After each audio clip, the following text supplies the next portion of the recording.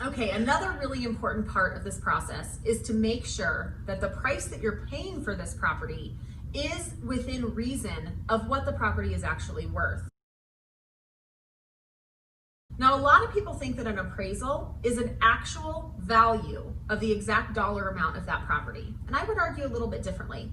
The purpose of an appraisal when you're purchasing a property is to provide an appraisal report, which is about a 40-page document, to the bank who's loaning you the money for the property, to ensure the bank that if for some reason you had to default on the loan, they could collect their collateral back on this property.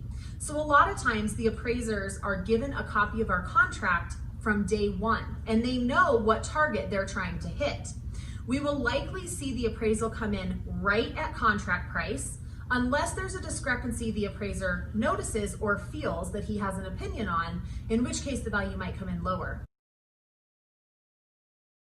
In that scenario, we do have the option to try to argue appraisal value and make sure, number one, that the appraisal report is accurate and that all bedrooms and upgrades have been accounted for.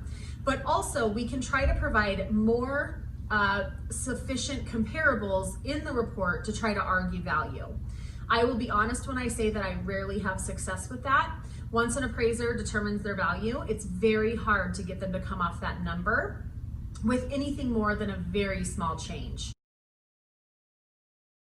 This is where the appraisal gap provision in the contract has become so popular. We're seeing a lot of buyers in the marketplace offer an appraisal gap protection in their contract on behalf of the seller. So that's where we say, okay, we'll let the appraiser come do his job. He can tell us his opinion of value. And as your agent, I'm going to prepare an appraisal packet to make sure that the appraiser is taking into account the comps that I used when I told you I felt like this house was worth X. When I give him that information, I'm trying to skew what he's looking at to be in line with what we had to pay for the property to obtain it and what the market says that it's worth. If it comes in lower, the appraisal gap provision would kick in, like we talked about, and we would loop your lender in to see what your financial options are by either increasing your cash to closing or increasing your loan amount.